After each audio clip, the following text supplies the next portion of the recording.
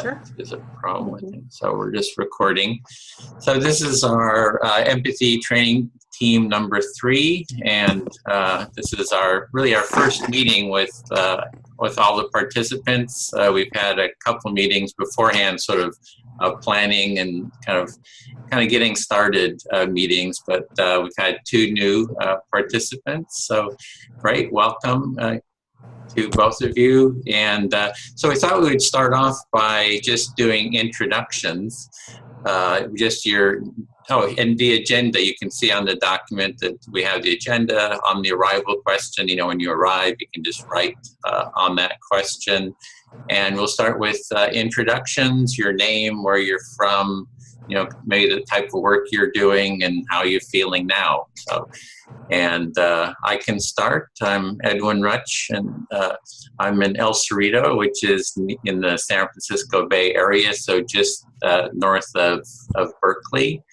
And I'm director of the Center for Building a Culture of Empathy. So about 12 years or so, 13 years, I've been working on this center, trying to see how we can build a more empathic culture, and have a website, cultureofempathy.com.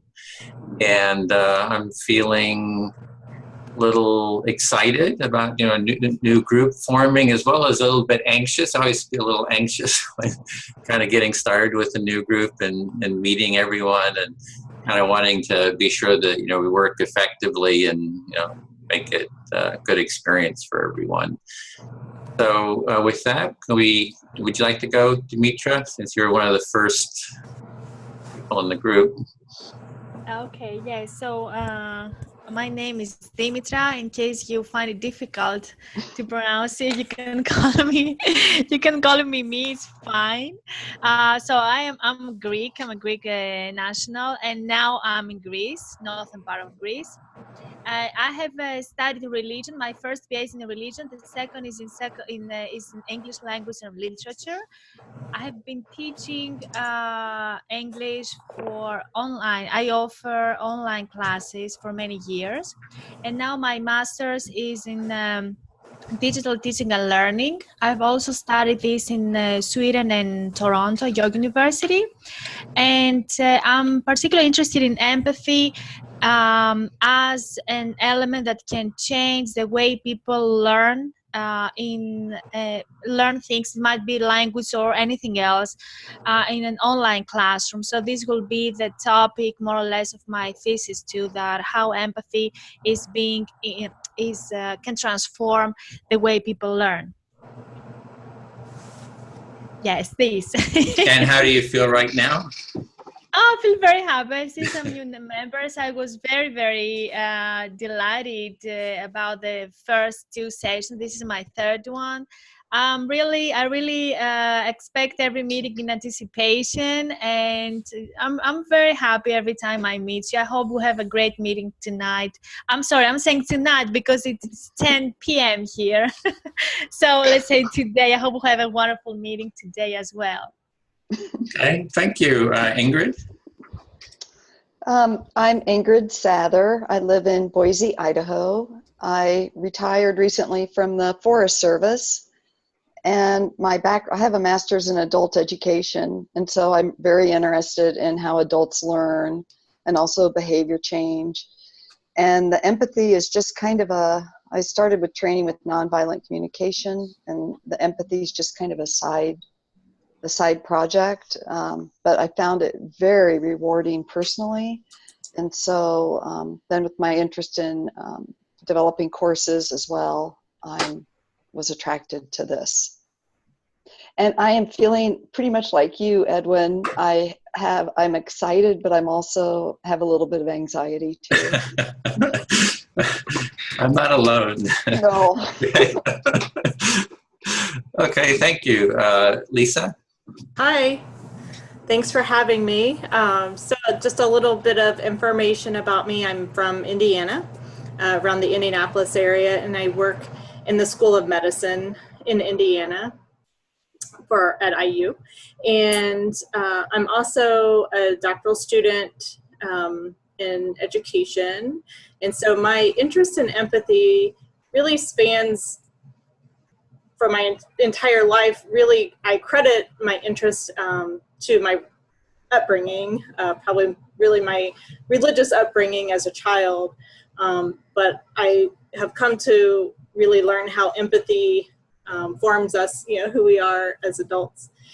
So I teach in the School of Public Health at IU, and I'm really interested in bringing curriculum into empathy curriculum into what I teach, because I find that the community health majors that I teach could use it, frankly.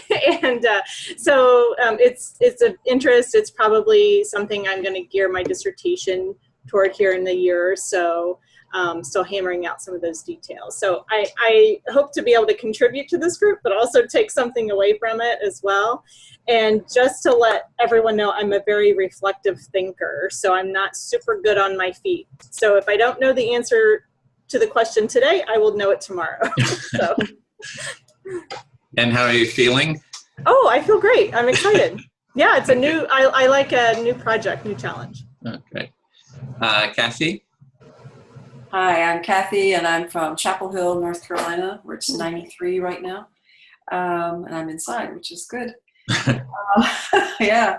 So I'm a retired clinical social worker for almost 5 years, and still what I consider an active trainer in motivational interviewing, which is how I got connected to this project. So the book we're reading, William Miller, actually, I think I've evolved in my life. Now he's a colleague, and but was my trainer to train me in teaching motivational interviewing. So it's nice to see another book, and I can kind of hear his voice as I'm reading it. So I learned about this project when Edwin, I think, wrote to Bill, and then Bill asked that the email be sent to our MET, Motivational Interviewing Network of Trainers listserv. So I followed up from there.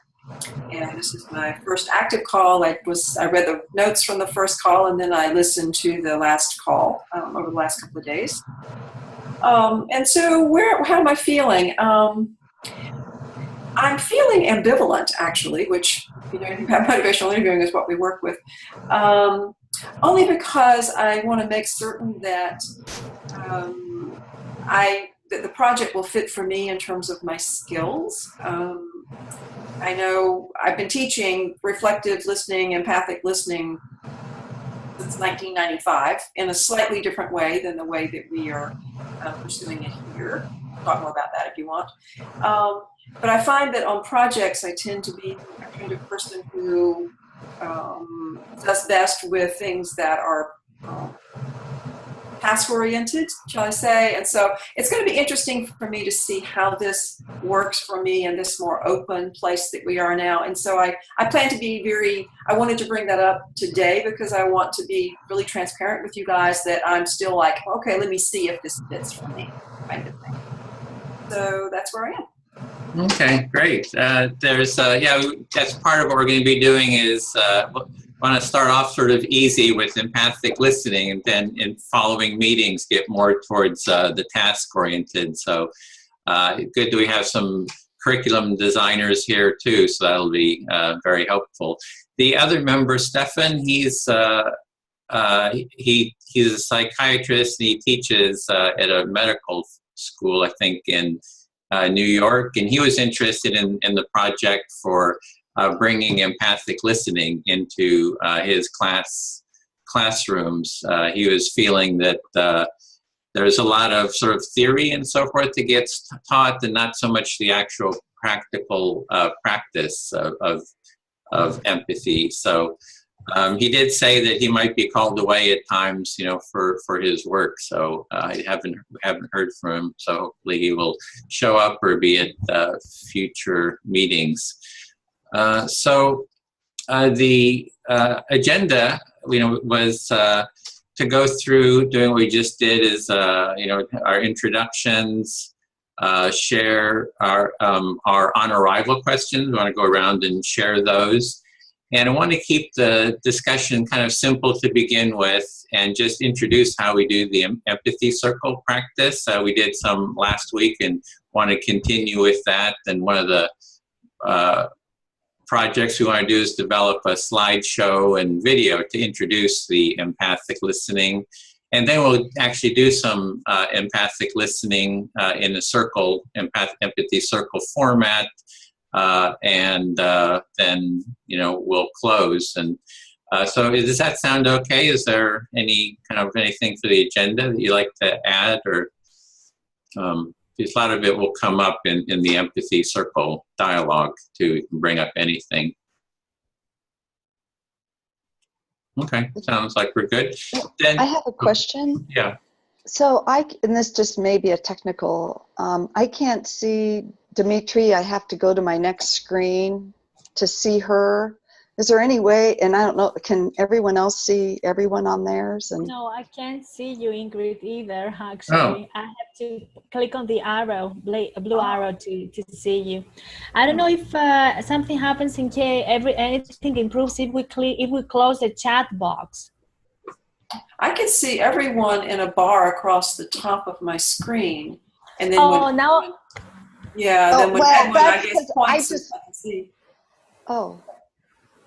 See, across the very top of my screen, I see all of us. So there's different views in the upper right-hand corner. Oh, there's somebody just dropped. Oh, I don't know what I did.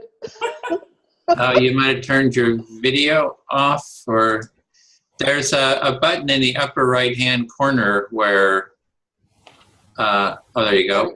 Yeah, in the upper right-hand corner. So it changes the view from speaker view, which is just the person speaking, to, and then you see everyone at the top. And then, or you can have so you can kind of toggle around those different views. I see everyone, so... Now I can see everyone too, because I closed the chat box, and then I have more space, and now I can see Ingrid as well, because a few minutes ago I couldn't. So Ingrid, if you turn off the box, the chat box, you might be able to see me too, or anyone else. Yeah, so it's a matter of how much real estate you have on your screen, is how many people you see. Okay. Okay, great. So I wanted to just go around and share our questions and our responses to them. In the other groups, we had started off by sharing, just having an on-arrival question that was like a general question. And then it came up, well, we want a question that was related to the chapter as well. So then we've got 2 questions to answer. So we just go around, and I can start with our first question, which was a general question. What are 1 or 2 personal or social problems that you feel empathy can solve, and why? And for me, it's painful feelings. So conflict, disconnection, alienation, depression, anger, numbness, stress, anxiety, fear. And for me, it's like empathy is a way that these feelings can be transformed through hearing each other and through connection. And so empathy is a powerful agent to really integrate. So if we have disconnection, I see empathy as a way of fostering more connection. And in the larger problem, one that we're trying to address is the social political polarization. So that's something we've been working on with our empathy tent, being out there in the public, doing public empathic mediation between the different political sides. And so trying to heal the political divide is kind of a larger social kind of aspect that I've been interested in. So Demetria, should we just go through the problem? What do you see as personal social problem that you feel empathy can address? So you want me to explain a bit more? Yeah, you can just read whatever you have and just share it. Okay. To read. Okay, yeah, sure. So I think that empathy can help in problems like, in relationships like poor communication, misunderstandings, and emotional violence. Should I explain a bit, or Sure, is you it can say a enough? few words. Yeah, if you want to say. Yeah, okay. Sure. So this is something that really I'm especially concerned about that, because I have seen so many relationships, any kind of relationships, to fail because people think that only the other person should care about them, and when there is a conflict, they expect the other person all the time to make the first step. So after thinking about all these things for years, I thought that there should be another solution to these things, and we should try to care more about the others. I don't know, maybe it's part of my religious background as well. I think one of the participants mentioned something about this. Is Lisa, or yeah, I think Lisa mentioned that her religious background made her see things in a different way. I can really identify what you mentioned. So I thought that I strongly believe, I don't just thought, that there is a better way for us to build relationships, and empathy is just something that we cannot ignore or overlook. I definitely believe that. And it's very bad because I see people become very sad, depressed, alone, all these things that Edwin mentioned before. And yes, I think that empathy can be a kind of treatment for all these problems. And let me go back.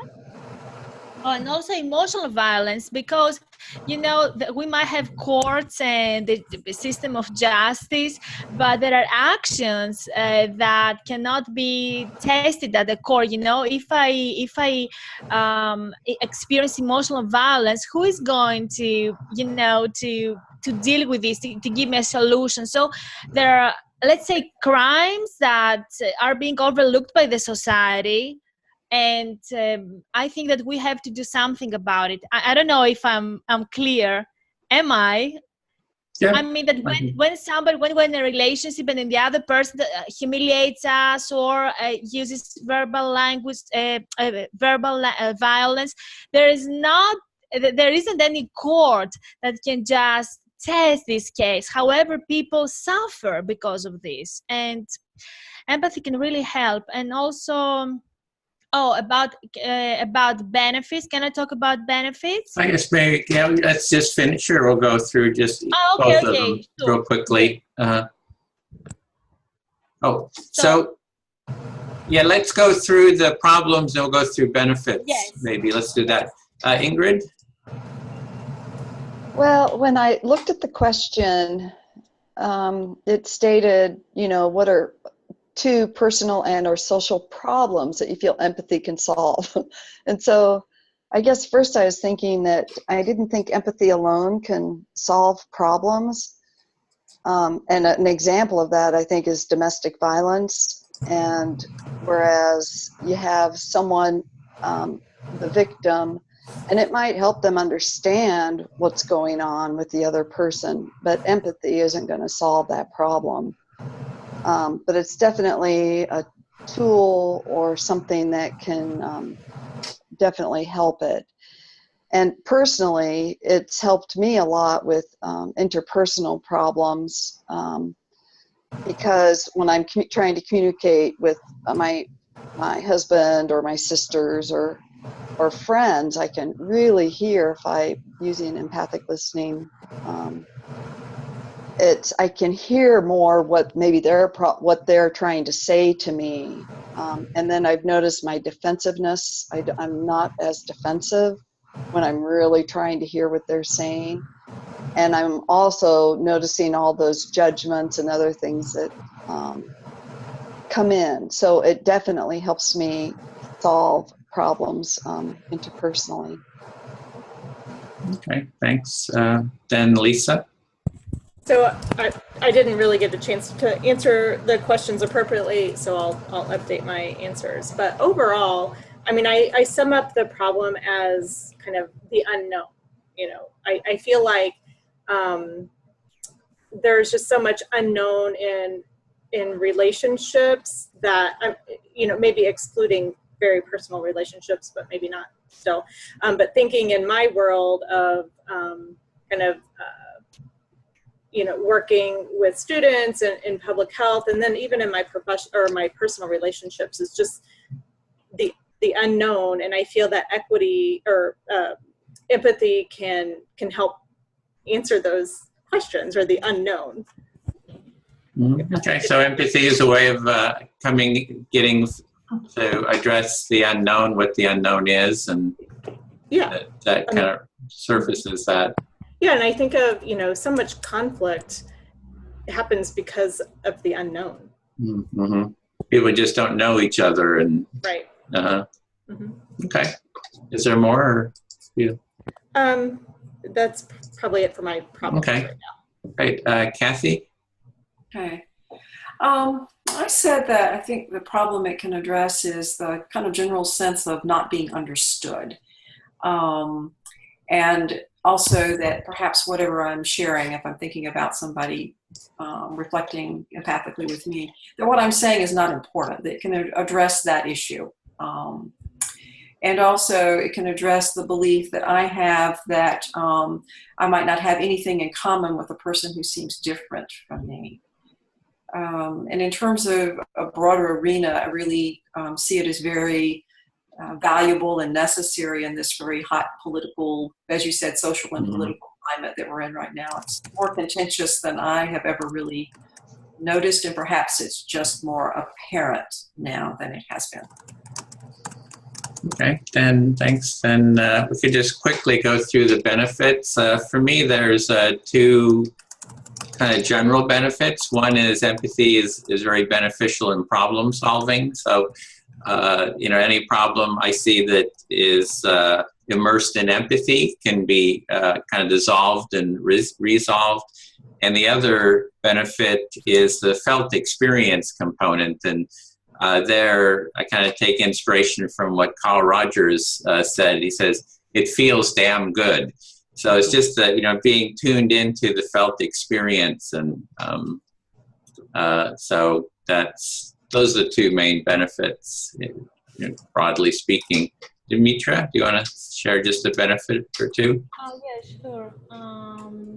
I connect empathy to health.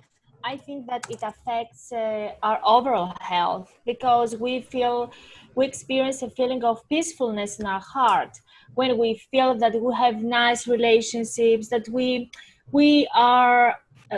feel lovable, we are away from tensions, and we know that tension can cause a quick heartbeat, blood pressure, all these things.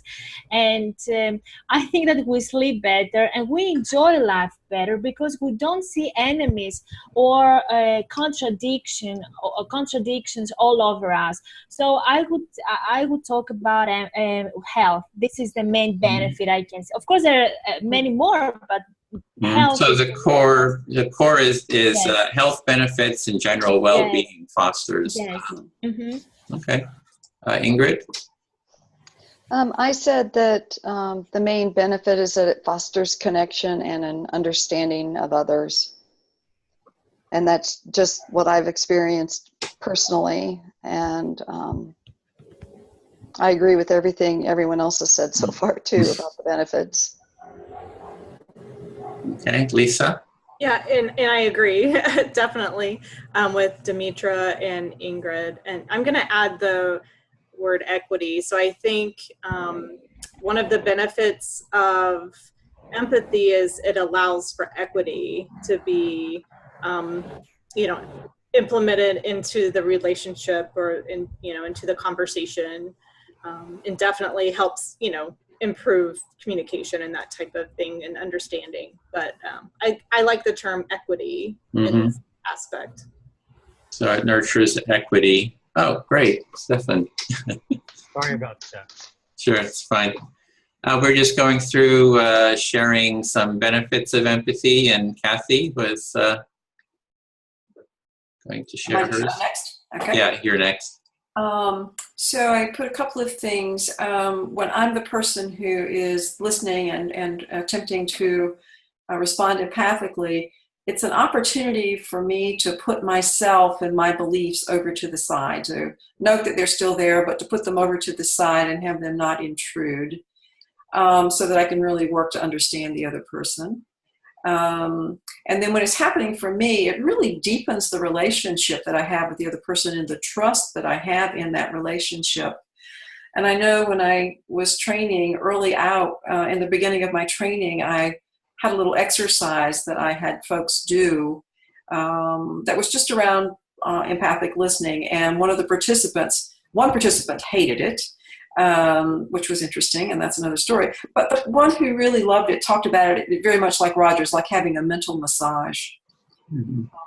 Yeah. Yeah, it feels good. Feels good. Okay, Stefan, would you like to just introduce yourself and just share what you see as the benefit of empathy? Sure. My name is Stefan Carlson. I'm a psychiatrist in Brooklyn, New York, and I was down in the emergency room to take care of, so that's why I'm a little bit late. And a benefit of empathy, I think we touched on it before, but I think it's the basis of a growth and a change of William Miller, for example, who's the founder along with Rolnick of motivational interviewing. And I think also Carl Rogers and Maslow, they all thought that empathy was the beginning of self-actualization. Okay. And I've seen that in my own personal life. I've had mentors and supervisors who were incredibly empathic, and things just went a lot more smoothly, and Okay. Well, I had mentioned to the group that you said that if you had an emergency, you couldn't come. So everybody was understood that. So, so it sounds like that's actually what happened. Yes. Yeah. Okay. So so what I wanted to do is to go into the empathy circle. So with the training, the basic training that we're doing is using the book. Listening Well as sort of like a book club is the idea, that it would be, that people could form teams on their own or have a facilitator that guided them through the book, and that there'd be a set of activities online that, like the Try It's, if you've read the book, there's different activities that we would have a web, page for each activity, for each chapter. And then we want to slowly start developing those. And the very core, as I'm envisioning it now, is the empathy circle for teams groups would come together, and they would use mutual empathic listening to discuss the chapters. And then every chapter, is adding a new tool to the skills for empathic listening. And so what we have is a simple one-page description of how to take part in an empathy circle. And this is something we actually need to develop a slideshow explanation and then an introductory video, so that this could be real easy for people to understand how to do empathic listening. So what I want to do is introduce what we have, the instructions, and then actually just step into using empathic listening with each other to discuss the chapter number 2. So we did this last week, but just so that everybody's kind of on the same page, I'll share it so we can all 6 view it. And I hope this is right here. Oh, yeah. I know it's the wrong one. Okay, there we go.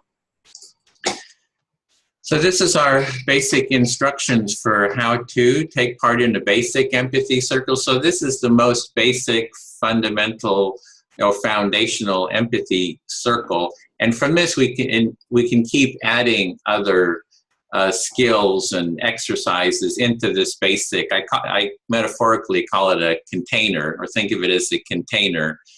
And so we have, in a circle, we bring together 3 to 5 participants. You know, I like 4 ideally, just so that everyone has the maximum amount of time to speak to each other and to speak and to practice listening. I'm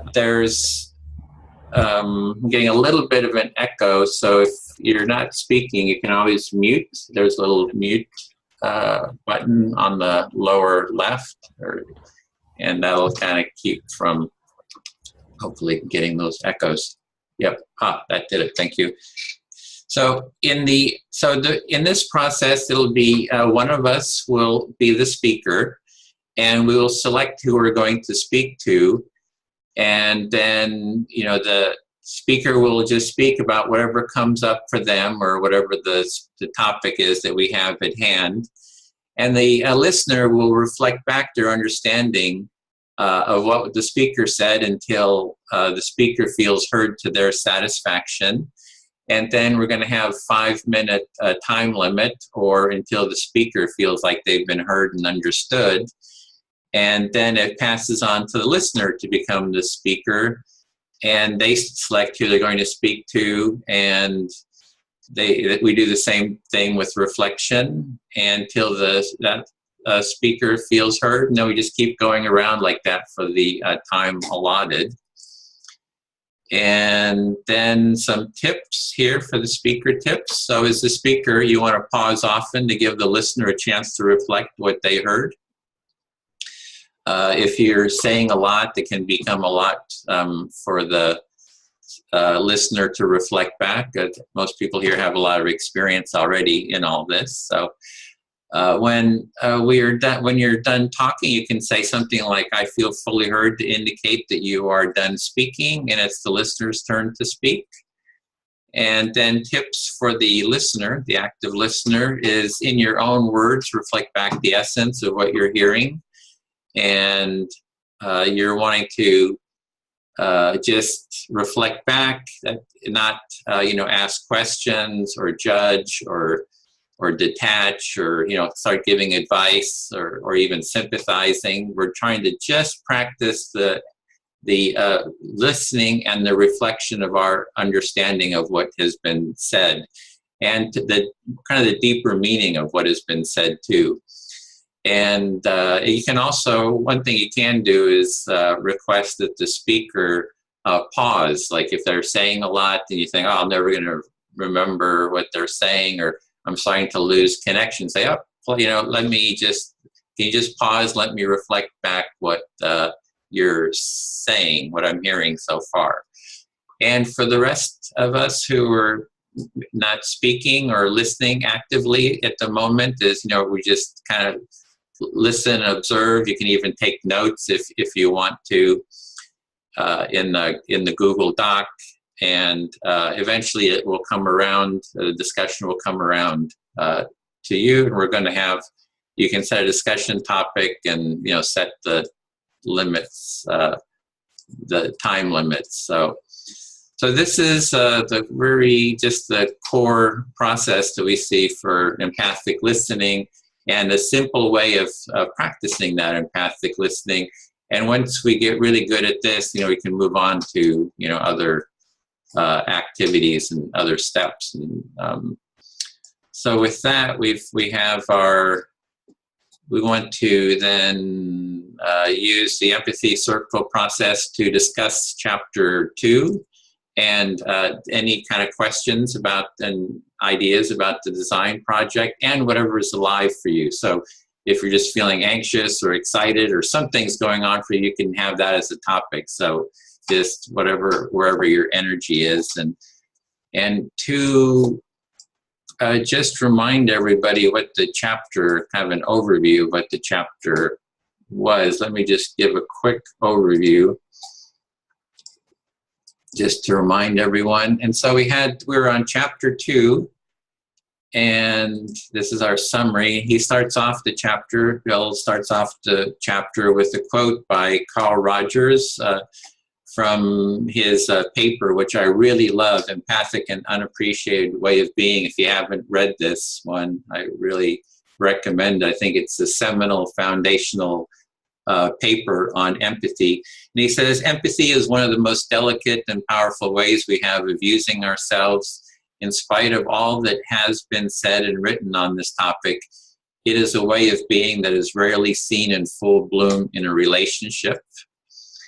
And then Bill goes into describing what empathy is. He says, empathy is feeling into or in, and then what it is not. So he compares that with sympathy, feeling for someone, apathy, absence of feeling, objectivity, distancing of feeling, and identifying, which is similar feelings, having similar feelings. And then he goes on to say it's a learnable and useful skill, and he goes on to some benefits that he sees of empathy. So that is the very core of kind of an overview of chapter 2. So we want to use the rest of the time to just practice the empathic listening. So if somebody would like to start and select who you'd like to speak to, we can just get started and continue like that. And the best way to do is, I think, just to jump in. So I'll start. Okay, great. I'm feeling a little anticipatory, so I'll get that out of the way. Okay. And let's see. I'm going to speak to Lisa. Are you ready to start? Are you ready to jump into? I'm ready to start, but I will, full disclosure, this is the first time I've done this. So I know, mine too. So, for the two of us, I would just jump in here. Okay. So where do I want to start?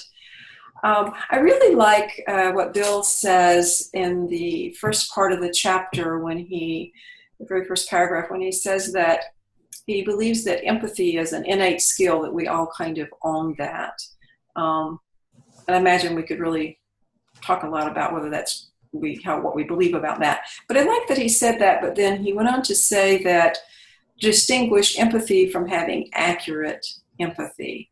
And that's been the experience that I have had, not only with my attempting to reflect back accurately what I've heard someone say, but as well as trying to train it.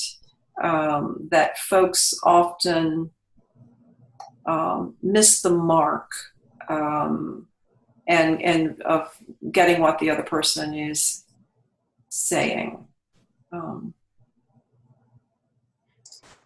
Can I add in here? Just reflect back. You can just reflect back what it is you were hearing. What did you hear Kathy just say? So listening to Kathy talk about how accurate empathy influences or plays a part in not only herself, but as she's training people as you are training people, Kathy, to learn accurate empathy. So we all have an innate skill for empathy, but learning the accurate or the accurate empathy is more challenging. Yeah. As you're training people. Yeah, what I've noticed is that a couple of things, people tend to just repeat back the exact words they've heard the other person saying, so they're kind of parroting it. And sometimes I've heard people say, that's just what I said. I use like a parrot. I mean, I've actually heard people give that response back. But other times when they reflect back, they kind of add to what the person has said in a way that it's kind of beyond speculation. It's like they've taken what the person has said and they've jumped over them by 2 or 3 beats, and so it just provides a disconnect. The other person then has to work really hard to get the other person back into listening to them, which then creates some dissonance, is my experience. Okay. Yeah.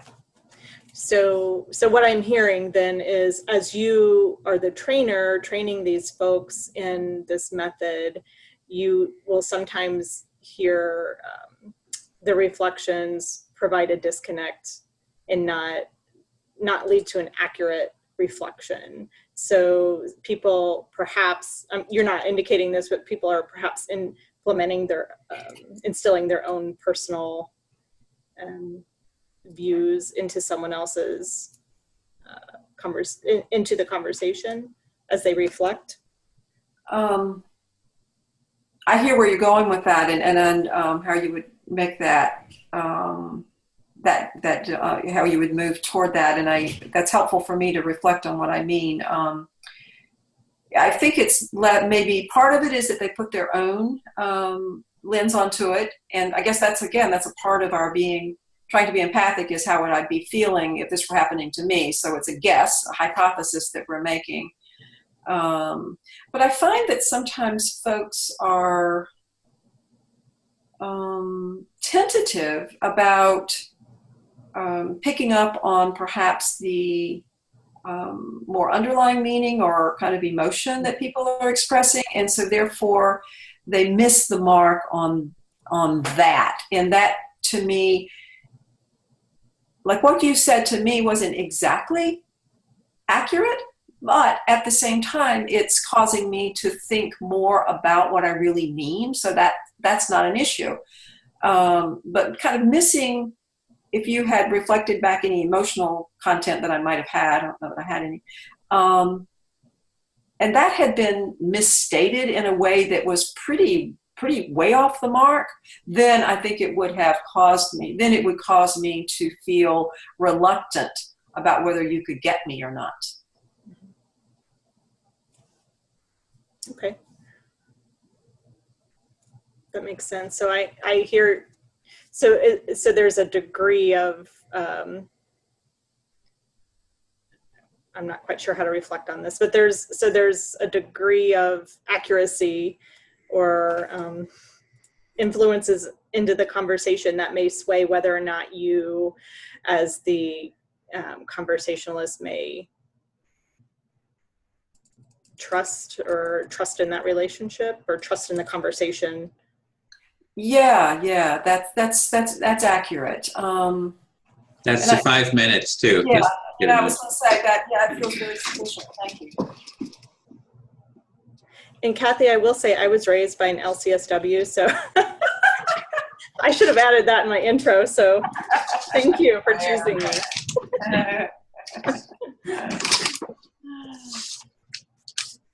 So it's your turn.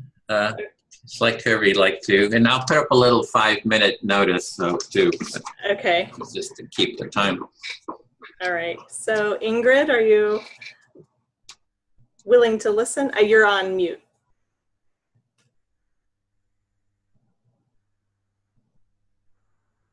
Oh, I still can't hear you. You're still on. There. Okay, there you go. Okay. So I am going to just continue the conversation that I just had with Kathy. Thinking about how I know just personally my communication style is different from many that I have, many people in my world. So for instance, my husband, we've been married for 25 years, and so we've had many different conversations in our types of conversations in our relationship. We don't communicate, we don't verbalize the same way. And so Kathy brought up the kind of the concept of accurately saying what you mean, and then the kind of the flip side of the accurate empathy then, or receiving that message. So I feel like when I'm having conversations, sometimes, this isn't all the time by chance, but it made me think of, Kathy's comments made me think of it. Sometimes I feel like I may not be expressing what I mean, and that does come from just how I reflect and how my thought processes. And so I'm not sure that it will definitely take practice for me to become a more accurate, or to be more accurately empathetic. Or I'm wondering if that will lead to it, because I sometimes don't communicate accurately. I think many people do that. I'm not just picking on me, but so that's kind of my concern. Not that that's a negative word, because I think it comes with practice, as I've read in the book. But that's really my concern, is how do I express myself accurately, so the flip side of the conversation, so the message is received. So what I think I hear you saying is that you have some concerns about your own way of how you communicate, because you've had some experiences with your husband and with others where there's maybe been miscommunication, and so you're kind of looking at your own communication and kind of wondering what's going on there, and that this has led to a potential desire to learn to communicate better. Yes, for sure. I feel like I feel like I'm a empathetic person, and that I am probably fairly accurate in my empathy, but I question that at times.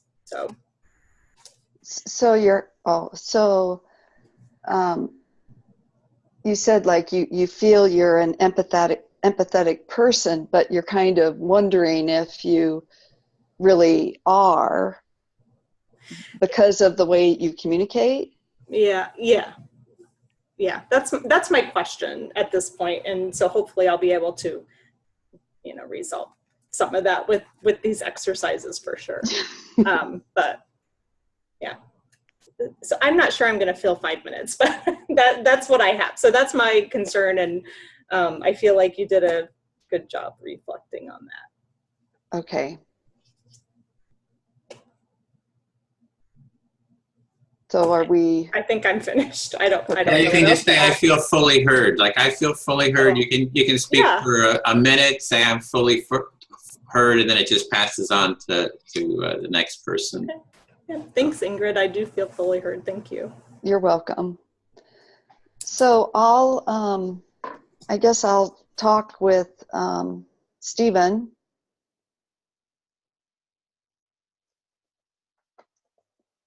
And boy, there's some really good subjects that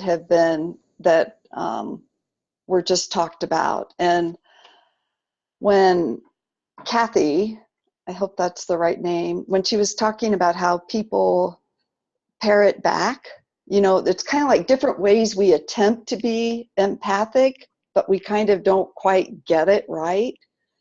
And she mentioned the parroting back. And then she also mentioned about how a person can add more to it. They go beyond what the person said, but they kind of miss the mark. And then she also mentioned about sometimes not picking up on the emotions that are being, maybe that the other, guessing at what the emotions are. And I thought that was, because I don't know if, I haven't read the whole book yet, and I don't know if these are talked about in the book, but I really like that she brought up I already know there's those blocks to empathy that are in the book, but I like her laying out kind of more of the things that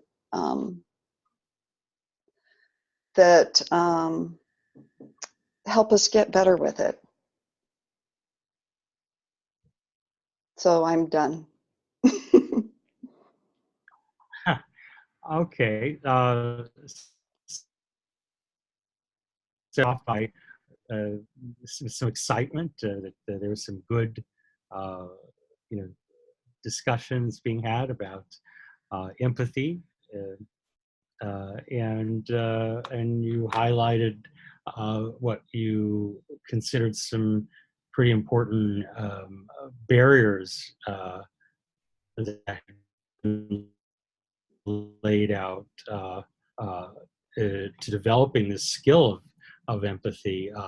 one that some folks may just merely pay attention to what was said, essentially just repeat the content of what was stated, and that yet others are for whatever reason are trying to demonstrate empathy by getting at the meaning behind the what was said, and which sometimes might be called an interpretation, and sometimes that can be a little bit, that can be off or off-putting to the person who's being heard, and then of course you touched on emotion, reflecting on an emotion. I think that Yes. is that. I feel heard. And then also I really value about Lisa, I feel she was being kind of vulnerable there, sharing a little bit about her own concern about her empathetic skills. And so I really appreciate that as well.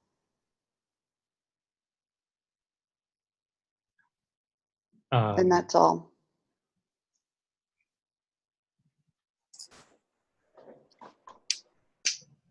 You appreciate her vulnerability,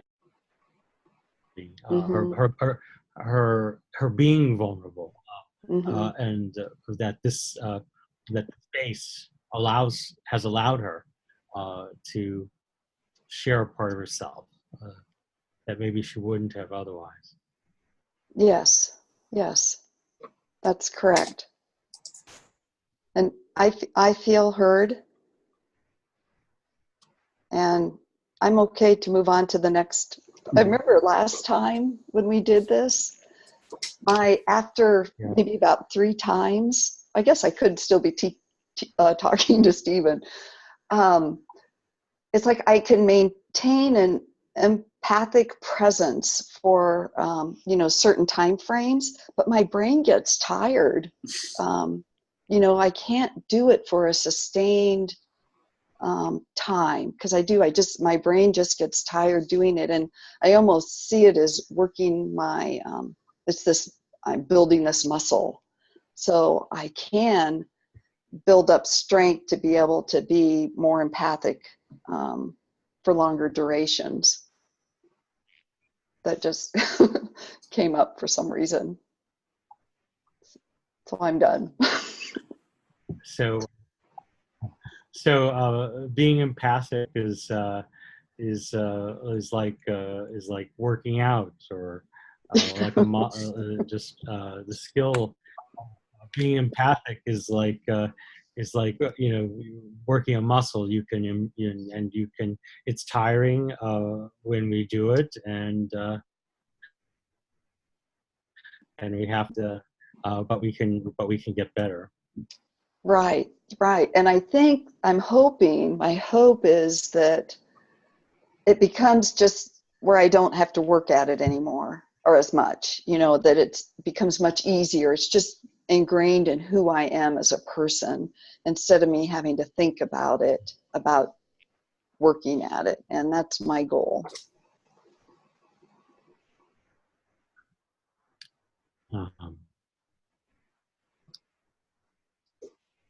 You have a laudable goal of wanting to somehow just make this empathy practice just natural and not requiring much effort. Yes. So thank you. I feel heard, and I'm done, Edwin. So you can just say, I feel fully heard. Just Okay. Fully heard, because it's not sure if you're heard with that segment or you're heard completely. Then it just kind of passes it on. So that's kind of the transition. Like, I'm fully heard, and then it's turned basically. Okay. Okay. So Stefan, yeah, you might want to your audio is breaking up a little, so you might need to turn your video off for bandwidth. Or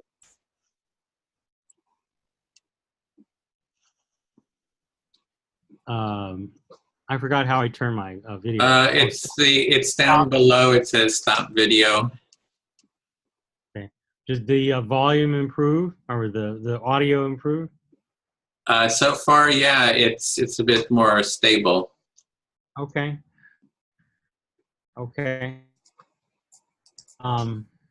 So Kathy, could we engage in an empathy circle? Sure. Wish I could see you, but I understand. Well, we can try it one more time. Let's see. See what happens. Okay. Let me just say up front, if you start, sometimes when it's on, you start to break up and you sound like you're underwater. So it'll be hard. So if I'm experiencing that, I'm just going to say underwater, and then you'll know to turn your video off again, maybe. Okay. Okay. Okay. Today has been a very stressful day for me at work and with things that I was dealing with at home. And I'm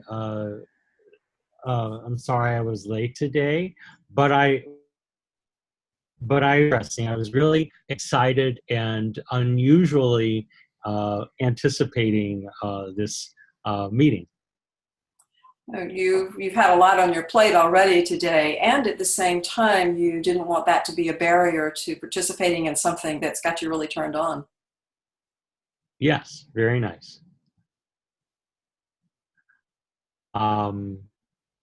So my stress, I felt that I would be able to cope with it and deal with it by bringing it here to our empathy circle. You're hoping to get some relief by participating in this period of time with us. Yes, I feel heard. Thank you. Does that mean fully heard? Yes, I'm fully heard. Yes. Okay, I'm done. So it's back to you, just Kathy, to select whoever you want to. Yeah. Yeah, since you were the listener, then you become the speaker and you select who you're going to speak to. Well, I will speak with you. Okay. While just keeping us herded. Let's see here. Where do I want to take this? Wow. It's a really rich discussion. Yeah, so I'm hearing you find it's a really rich discussion. You're kind of like looking like where to even go now with this. Exactly. Yeah, I want to pick up on the part that Bill talks about where he points out that in order to really be able to accurately reflect, be empathic with someone, we do not have to have had their experience. And in fact, if we have had their exact experience, then it could perhaps get in our way. And so I recall a number of years ago when I was working with a man who had multiple sclerosis, and he was really very angry. And I was trying to be helpful to him in how he might be able to have a more peaceful life in relationship to something that he really couldn't change, and how challenging he was with me about how could I possibly understand his situation, since I, to all his, what he could say, I didn't have MS and I don't. And I can recall feeling very challenged by what he said, and at the same time being able to respond back to him that I understood what he was saying, and at the same time that even if I did have MS, that my experience about MS and his would be very unique experiences, and so the only way I could be helpful would be for him to let me know his experience. So that's been valuable for me to recall in my work. Because my goodness, if I've had to have gone through everything that all of my clients have gone through, wow. Okay, so with what Bill is saying, you're addressing something he's saying about with being empathic. We don't have to have had the same experiences with someone, sort of have identified with them. And you had an actual example of that where someone with MS was sharing their experience, and I didn't quite know if I got that, but that they were saying you can't understand me because you haven't had MS, and that you're saying, well, we don't need to have had the experience of MS, because even if I had MS, I might have had a whole different experience than you with MS. So that's just been kind of like supportive to know that you don't have to have had the exact experience of someone to really understand them. And that's been like that awareness has been a contribution to you in your work. Yeah, that's correct. And I would say that what just came up for me when you were saying that, it felt important. Well, it disappeared. So I'd say that that's accurate. Let me just take a pause here and see if what was coming up will come back again.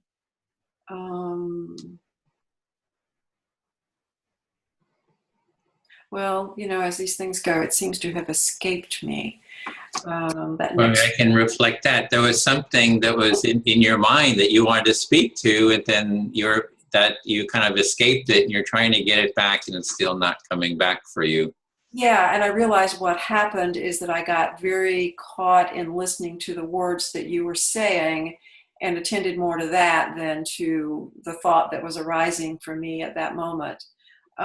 Which is something, I will comment on that to me is something I've learned in terms of trying to listen to people, that there's this duality. I have to really, really be attending very, very closely, while at the same time in my mind, I'm trying to make sense of what I'm hearing and not begin to form that reflection, but I know that it's there. So it's really a dual process. It really it requires, because when folks were talking about learning this, there's a lot to keep going at the same time with this skill. So whereas Bill talks about it's something that can be learned, we always talk about in our work that while it seems simple, it is not necessarily easy. Mm-hmm. So it's not an easy process. It's simple, but it's not easy. And you were kind of noticing the dynamics of what happened, where when I was reflecting what you were saying, you were becoming aware of what I was saying, which kind of made you kind of move away from what you were thinking and kind of lose your thoughts. And you're just kind of noticing that you need to sort of have an awareness of your own, what's going on in your own head, as well as kind of hearing the other person. And so there's a kind of a dynamic there that you're kind of aware of. Correct, and I feel fully heard. Okay. And then I'll speak to Dimitra.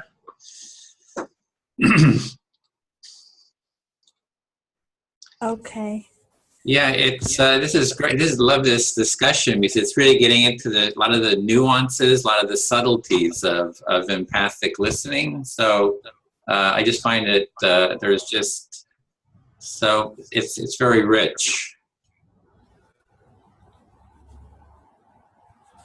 Oh, I'm not sure if I got it right, but what you said was that you feel very happy that during our discussion we are getting into multiple sides and details related to empathy and how we practice it and how we understand it.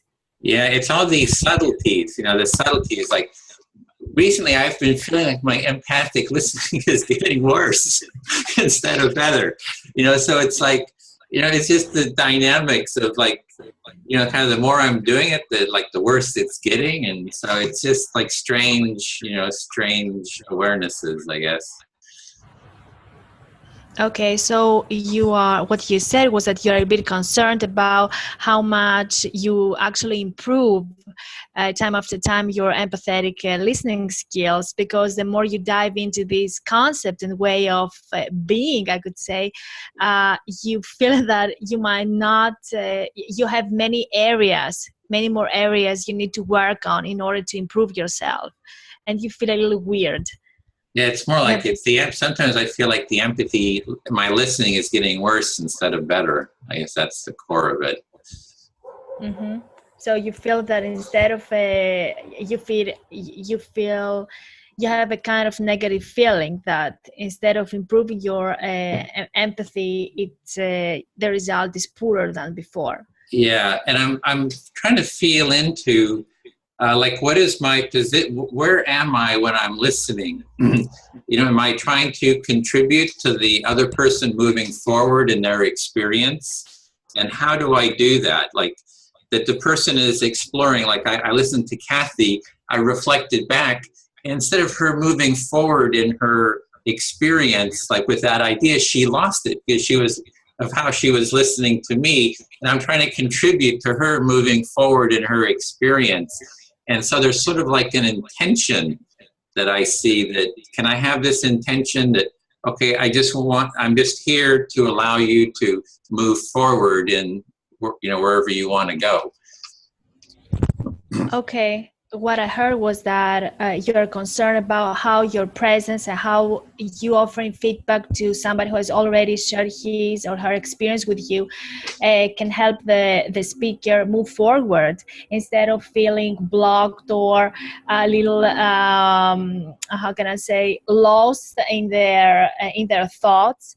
As what happened with Kathy earlier. So she was, you offered feedback to her, and she tried to keep track of what you were saying, but at some point she lost, she forgot what she was about to say. So it seems that you are really concerned about your presence, how it can contribute to the experience the speaker has. Yeah, so if I have like anxiety, or I'm trying to work really hard to be accurate, or there's different internal positions that I can take where I'm kind of trying to work these things out, it can be inhibiting instead of being very calm, very spacious. And so I'm kind of like trying to see, trying to get into the deeper nuances of how I can really listen, more effectively. So if I'm not wrong, what you said was that you are seriously thinking that your emotions and your mental state every time might affect indirectly the speaker, and instead of having a positive impact on the speaker, you might have a kind of negative, and you are concerned about that. Yeah, and just how to create a more positive space, a more reflective space within myself for the other person. So I'm just kind of feeling into that. So you feel that you would like to you would like to be able to manage what you feel while you're listening to the other person, so as to give the chance to the speaker to fully express her thoughts without being blocked by your feelings and thoughts that might be directly or indirectly expressed while you are offering feedback. Yeah, that's close. Thank you. I feel heard. Fully heard.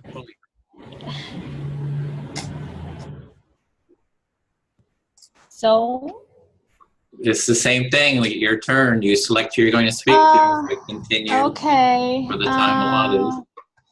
Okay, so I like to talk to Ingrid. And okay, there are so many things in my mind after listening to all of you contribute to the discussion today. So I would like to talk about a thing I read in the book. It is at the end of the second chapter, and it says that after some time, empathic understanding over time becomes part of who you are. And it's like the difference between practicing an instrument and being a musician. So that was, these were some lines that really attracted my attention and can really describe how I feel about empathy and those who are genuinely empathetic listeners. So what I think I hear you saying is that when you were reading the book in the second chapter, you were really drawn to that section that talks about how empathy, it becomes a part of who you are, and the author compared it to like just being able to play an instrument versus being a musician, where just a musician, it's really who they are with that, and that's, you see empathy in that same way. Did I get that? Yes, definitely. And I feel that this happens because if you want to be an empathetic listener, it means that you make some time in your life in order for you to take the risk to open up yourself, but also give time to the other person to communicate their thoughts to you. And so, this is something that really annoys me nowadays. I hear people all the time saying, I don't have time for this, I don't have time for you. And at the end of the day, they feel alone, and they might end up in front of their screen trying to communicate with strangers or digital friends. And they feel that something is wrong with their lives, but they don't understand that in order for us to build up well-balanced relationships, the first thing we have to do is to give time and sit down and pay full attention to the other person and just build up the relationship, which is not like a burger that you go to a burger shop and just order it the way you like it, you take it, you eat it. Okay, it needs time, it needs, sometimes it needs, we might fail, we might have tension, but all this, I think these are parts of, these are some of the ingredients we need in order for us to build strong relationships that can last in time. So one thing you found, and you even get, well, is the importance that it takes time to be able to really listen to someone and to be empathic. And it sounds a little bit like maybe you get irritated a little bit with people when they say that they don't have time to do it, and they don't have time to do, to listen to someone and talk. And then they end up being lonely, and but they're on their phone doing something with their phone, but not really being with another person. Yes, I meant in front of the screen, right? Because they try to build digital relationships and not real relationships, and they treat each other like products. It's another person, like my cell phone. I don't like my cell phone, I throw it out of the balcony. But with people, it's not like that. We need to invest our time and also to pay attention and to take the risk to be vulnerable and take the risk to be hurt. But that is how this game is played. If we don't take the risk, if we wear our armor, then we can never be fully connected with the other person. So that's why this is how I interpret these lines, that after some time, empathy becomes part of who you are, because you make particular choices in your life and you follow these choices every day. You're open up to share and take the risk to share and to be hurted, of course, to be hurt. So that it sounds like that in order to be empathic, it takes risk, and you need to be vulnerable. And you're seeing that, or sensing that people really aren't willing to do that as much anymore, to do the risk, and to take the risk and be vulnerable. That in a way it's easier just to be, I can't, if you said screen time, but it's easier to interact with the screen than it is to take the risk and be vulnerable with a real person. in person with them. Yes, thank you. I'm fully heard.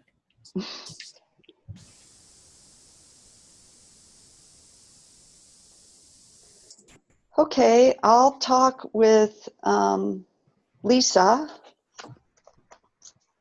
And I'm going to go back a second to this parroting. And Edwin, I'm going to kind of side talk with you just a little bit. There was I read part of a book, and I can't remember the name of it. She recently wrote it. It was on empathy, and she interviewed you in it. And do you know who I'm talking about? I mean, it's a pretty... Oh, okay. Anyway, so she mentioned in there, in this book on empathy, she said that she talked about parroting a little bit, and she kind of dismissed it.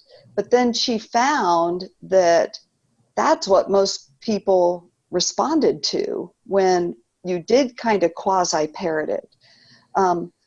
She wasn't per se a researcher. She wasn't like she was just a person. I can't remember her academic credentials or not. But I found that interesting that she said that she found some of the parroting to be to work when they used the very same words. But I too am kind of uncomfortable when I try to use some of the same words, because sometimes they connect. If I use a word the other person isn't familiar with or something, sometimes they don't seem to connect with it. But I also don't want to parrot the whole thing, but I kind of struggle with that, with the parroting. So Ingrid, what I hear you say is that you've recently either read a book or listened to an interview or something with an author who is writing about empathy and the act of parroting between the the conversationalists.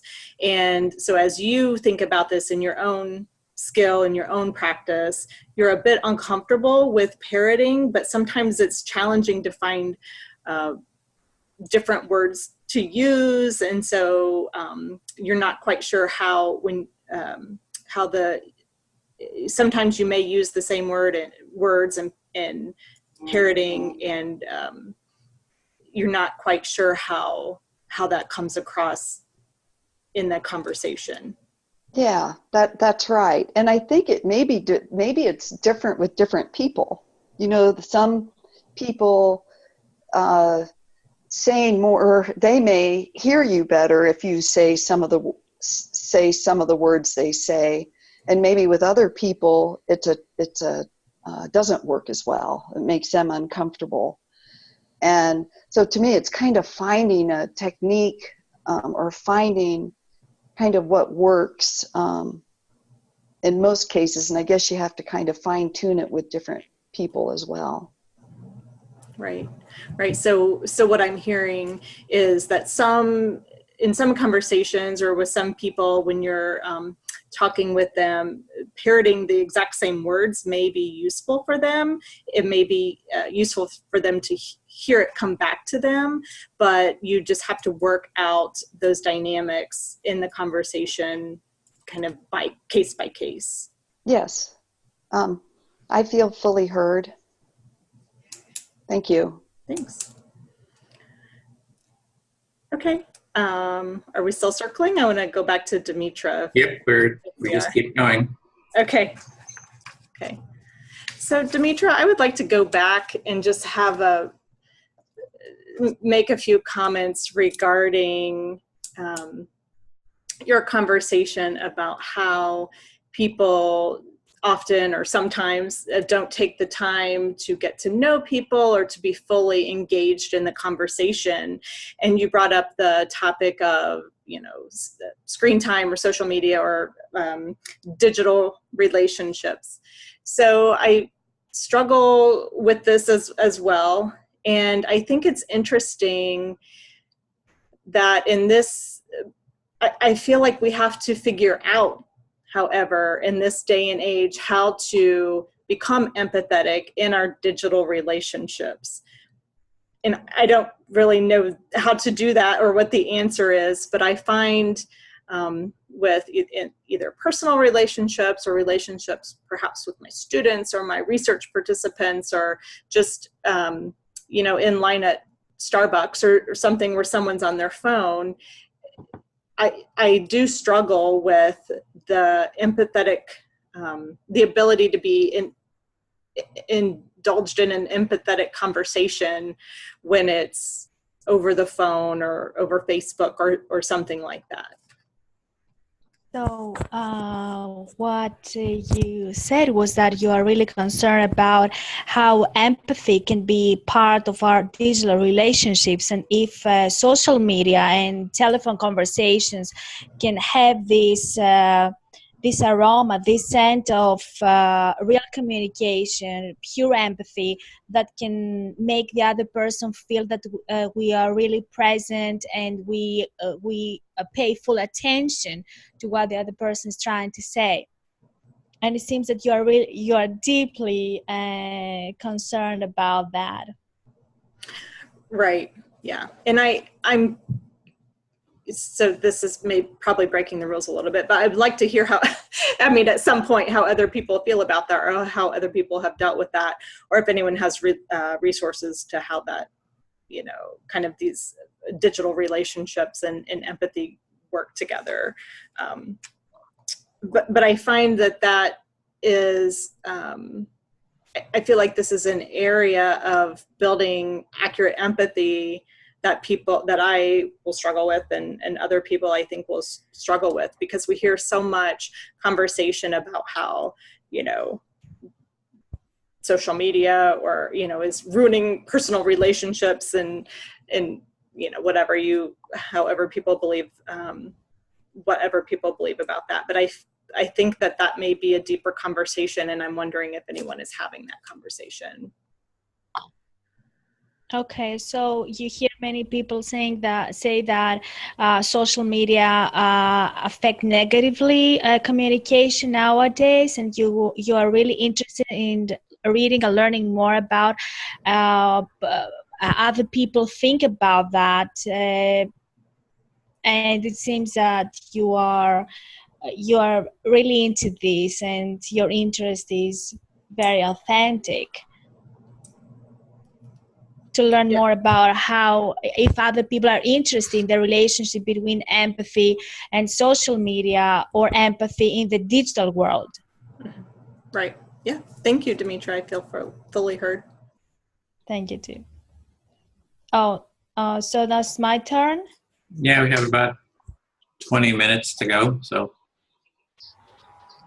Yes, it's my turn now. Yes, your turn. Somebody? Mm-hmm. Yes. Okay. Can I talk back to Lisa?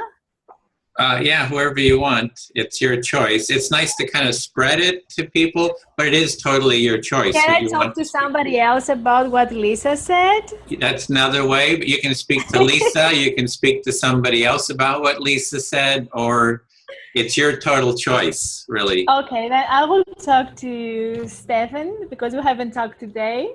So I would like to say that I felt so delighted when I heard Lisa talking about empathy in the digital world, because this is exactly what I'm interested in, what I'm studying, and I'm so much into this. That was exactly my question.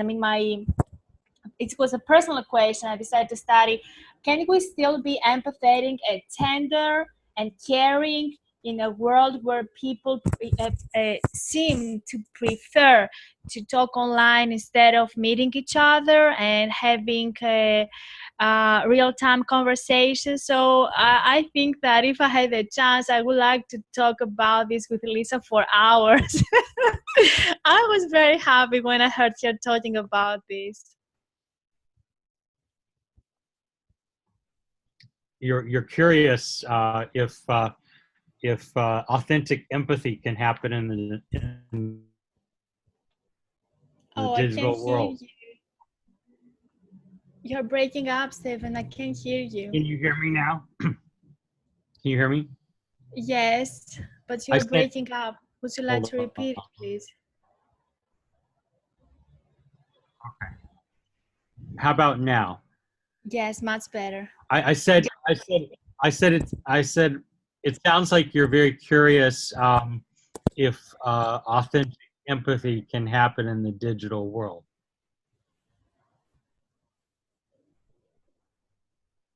Yes.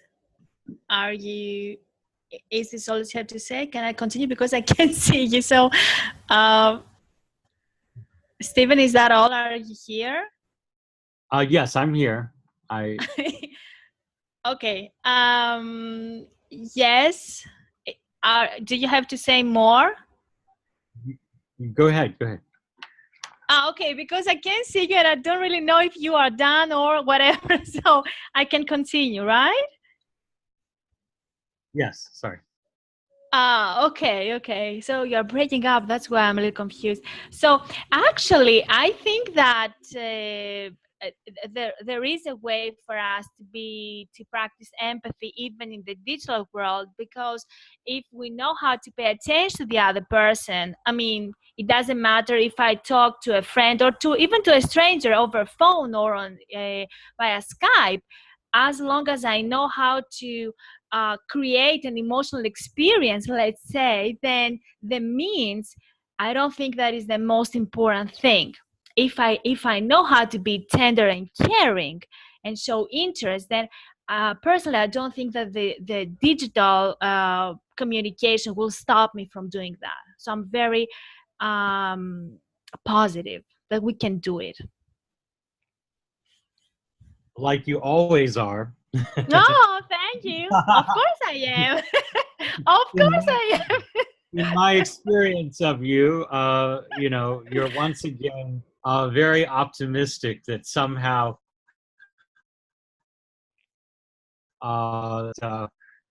empathy and the emotion and care through this digital process.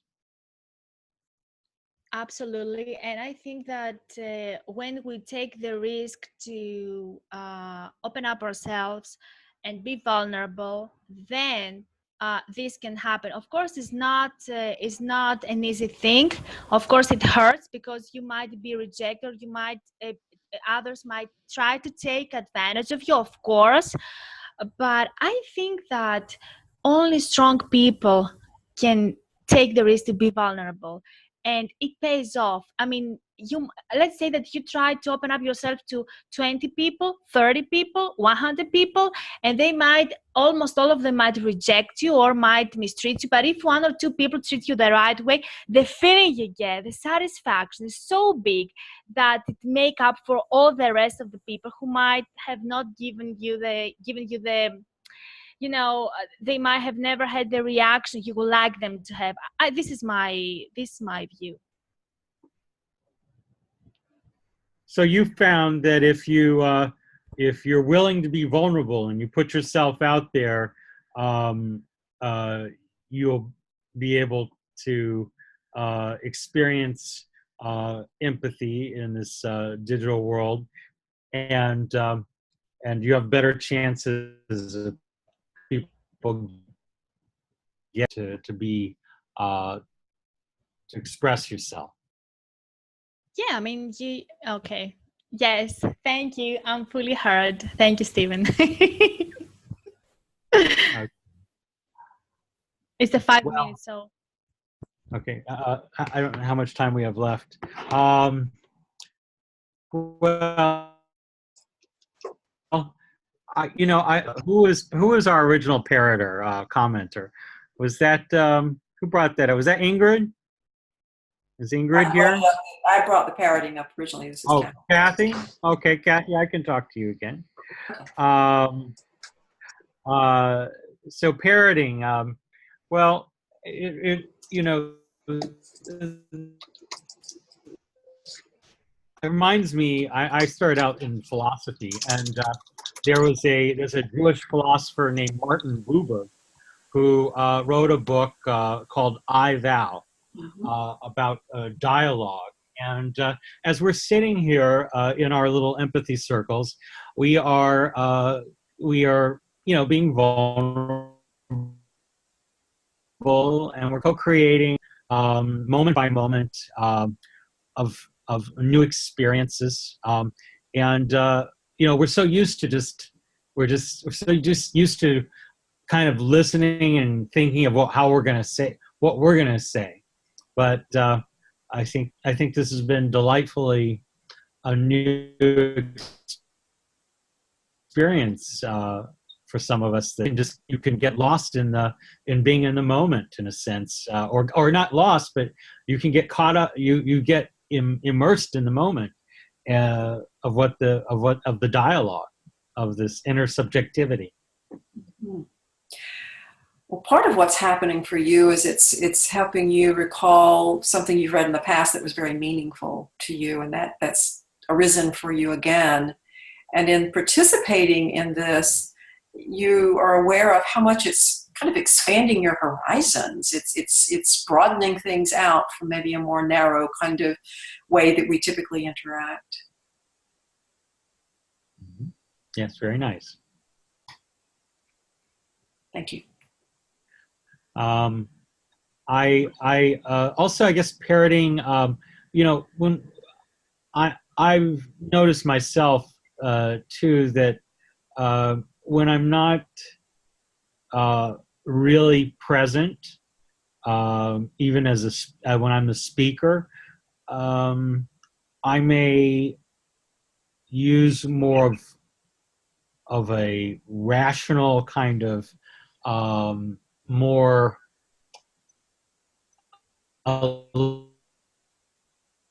less embodied kind of expressions that might lend itself more to just pure parroting.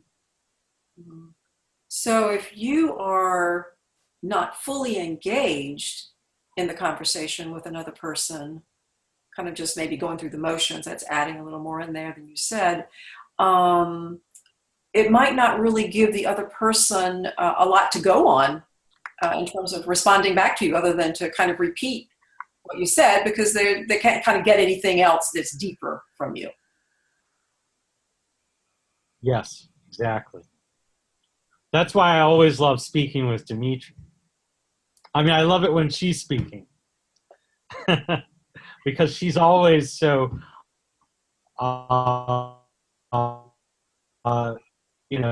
engaged in the moment. Yeah, her passion is very infectious, and you can easily get on board with that. Yes.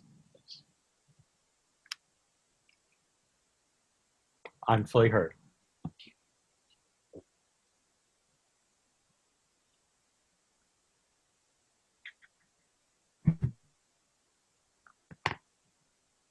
Where is Edwin? Did he? I'm here, and it's Kathy's turn. I forgot. I was like, okay, I take a drink of water here now. So, gracious, where do I go? All right, Dimitra, I'm going to you, okay?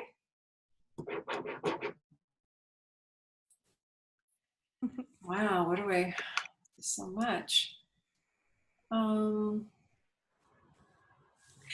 going to pick up on your comments about the social media and our ability to be fully present and engaged and vulnerable, and your optimism about that. Because I'm not a person who is really into social media. Like I don't have a Facebook account or Twitter or any of those things, and don't really plan to. And I've had the experience of email communication where the miscommunication, I mean, times when it was good, but other times when the miscommunication was really pretty bad. Okay, so you wanted to talk about social media and examples of miscommunication that might happen, and you say that you are not really into social media. You don't really have a Facebook account.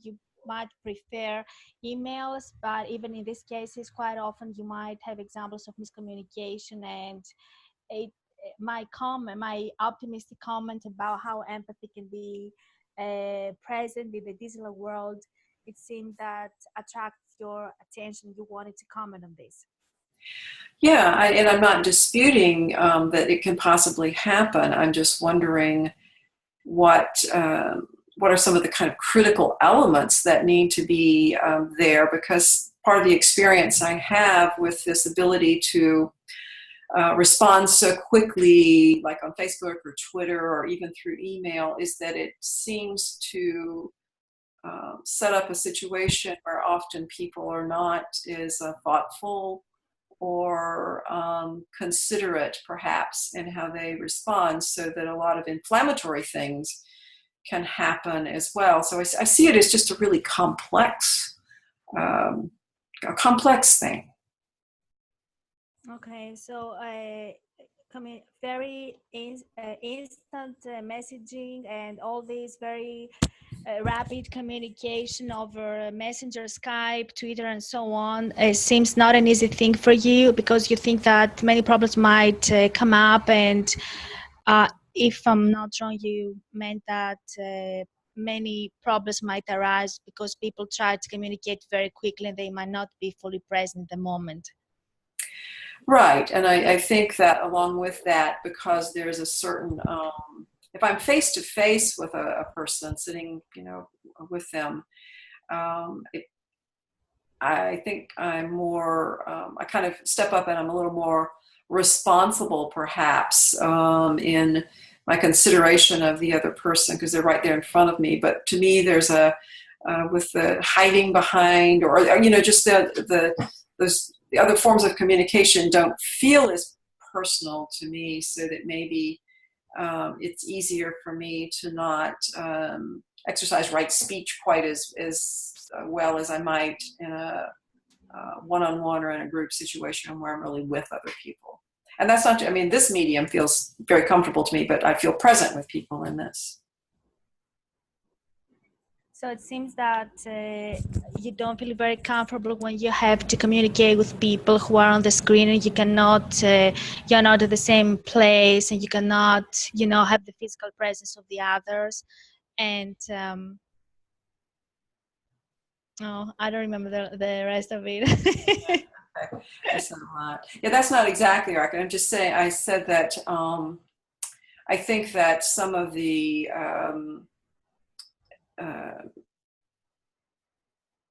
things that can happen of where if I'm on a medium that's not real personal. I consider this medium very personal because I can see you and everyone else. But when it's not personal, I think it could be easy to slip into kind of reactive speaking or non-thoughtful speaking, and that becomes the challenge of using these other forms of communication, which are of great benefit in many ways, but I think require us to really have some skills that maybe we're just learning how to have. Okay, so it seems that you feel comfortable now with us because you can see our face, you can see our faces, you can see our reactions. So you probably have a feeling that we are careful with our communication. But when you are asked to communicate through digital means, they might not be very careful, or the communication might be poorer.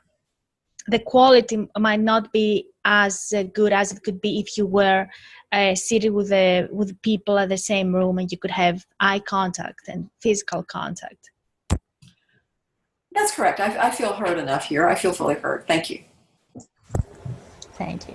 Okay, so we have about 19 minutes, and thought we could just go around and get some feedback. Now, this is the kind of, we've just done sort of the core of the empathy circle. This is the most basic empathy circle, and which is, the idea is that through the course, it would be doing every, for people who are taking the book, an online course, that they would be doing these empathy circles and, practicing their empathic listening and every week they're learning something new, through the book or through the lessons, and that we're trying to create a guide to, kind of support them in deepening their empathic listening skills, their empathic presence. And so how is this for everyone, without using a reflective listening, how is this experience? Like, what's your sort of feedback on the empathy circle itself? And maybe we could just, just want to jump in or maybe go around. Lisa, do you want to just select here? Sure, right. So with this, so I can speak from kind of the first timer, perhaps being in this empathy circle. So at first, of course, I was a little apprehensive. I think just not knowing what to expect, but I immediately felt comforted. I mean, speaking with all of the other participants, and I agree with Kathy that this is, even though we're, on the other side of the world and in some instance here, it is very personal, and I felt very connected right away. So I think, just speaking to the medium, this is very appropriate, at least for me. And I think just by virtue of the conversations on empathy, I immediately felt comforted. So again, thinking about how this might work in, kind of the online course setting, I think logistically the medium is appropriate. And then to go back to Demetra's, kind of how she started the electronic and digital relationships, this is working for me very well at this point. Okay, Stefan, do you want to jump in?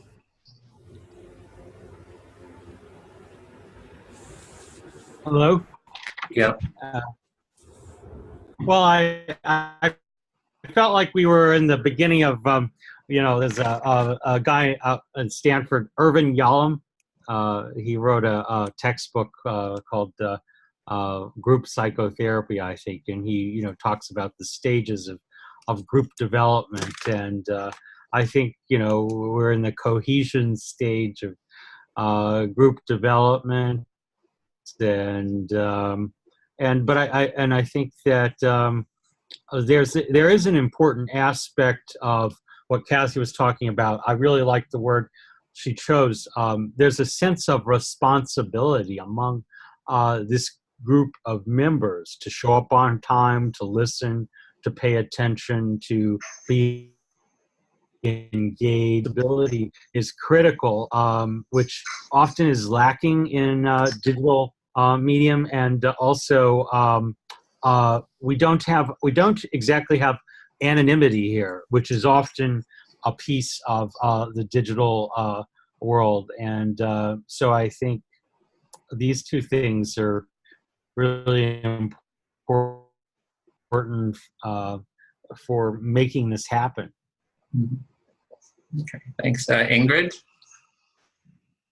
Just going around the circle here. I kind of dittoing Lisa with, I think the medium works well. I like the, as far as the class or something, the practice is what's key. If you can't, the practice I get here really helps me. And then it's also a reminder to me, even for the rest of the week, to kind of, stay the course a little bit. So I really enjoy the practice. I like following the book too, even though our discussions don't always follow the book. But I like using that kind of as a framework for the course. Okay, Demetra?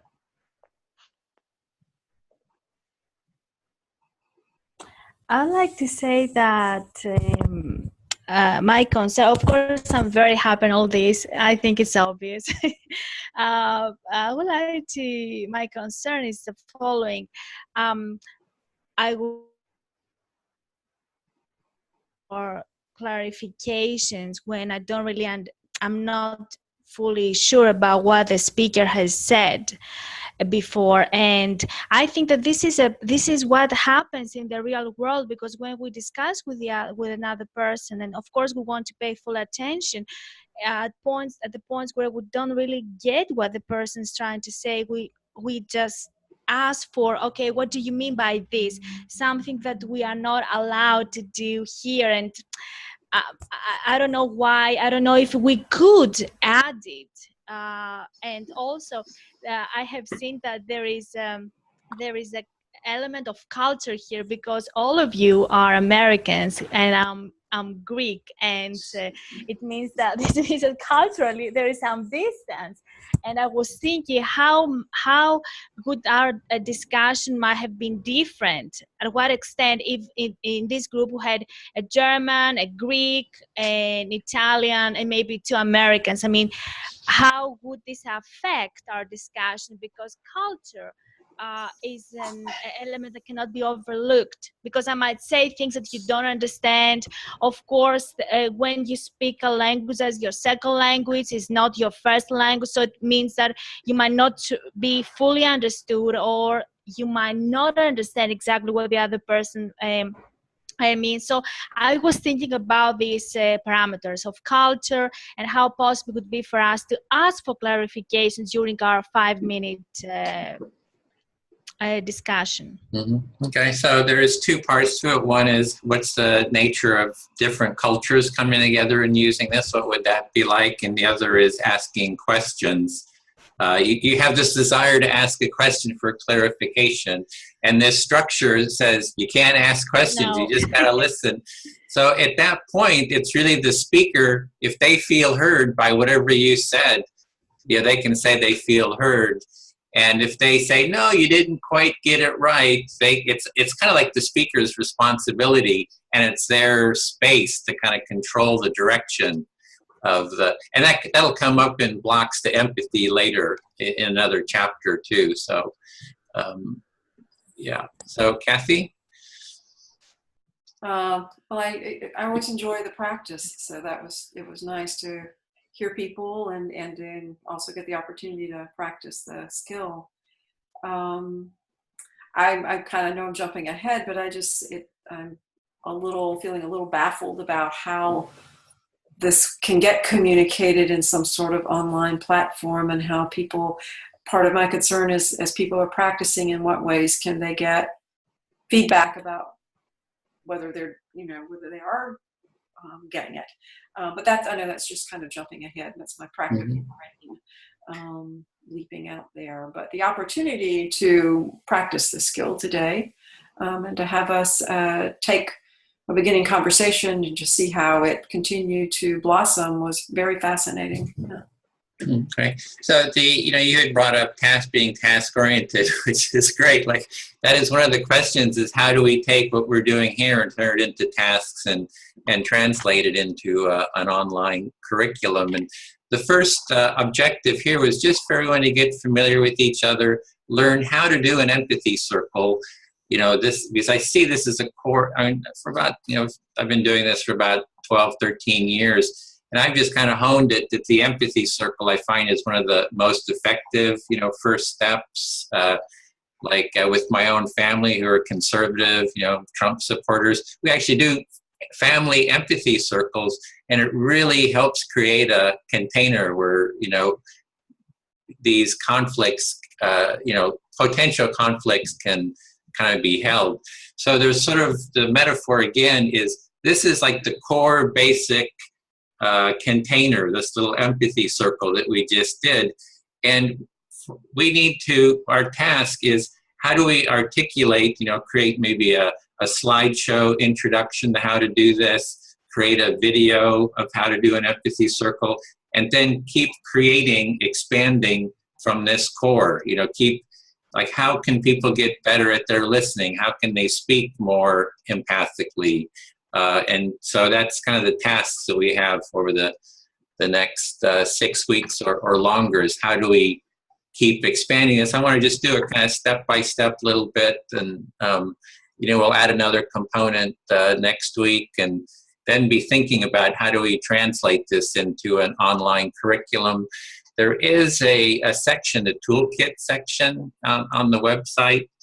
And each of these kind of components, we've been making a separate activity out of it. And we need to like create a kind of a template for activities and then kind of flesh them out with video introductions, graphics and, kind of feedback, etc. So we'll meet again next week, and kind of expand a little bit on this, what we've done today.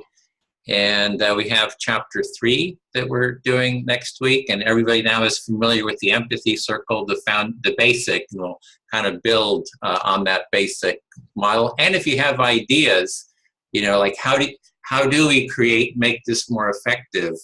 Those we can share those with each other, as well as create actual activities. You can design an activity, write it up, and even present it as well. So, for example, next week we'll do a little introduction of intention setting, and there's an activity on the in the toolkit of setting the intention, and we'll kind of get some feedback on that. So that's the goal. And so just for closing, should we go around just how is everyone feeling?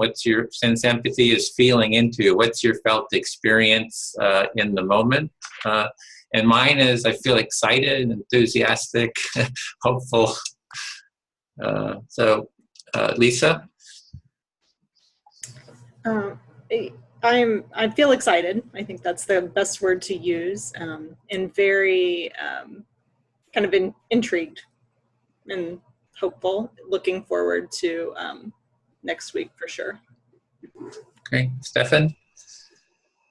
As I said, I started out, I'm excited, and I was excited, looking forward to this. In kind of in a psychodynamic way, many things in my work day, there are things that I may not look forward to, or thinking, I have to see this patient, or I have to go to this meeting. But so far, I have a positive transference towards this towards this group and towards this class. So.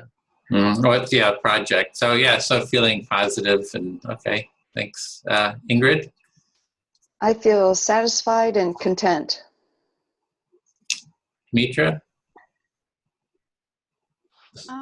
I feel that every time we meet, I come closer to the two people I already know, of course you, and it's so I really think that we build up a kind of friendship because we share all these nice things. And now today I met 2 more people, and of course it's weird in the beginning, but then you just discuss and you feel that you come closer. So I have another reason to believe that as long as you are open and you want to get connected to others, then the digital world is not an obstacle, is a very useful means to get connected to people who otherwise you might never have met.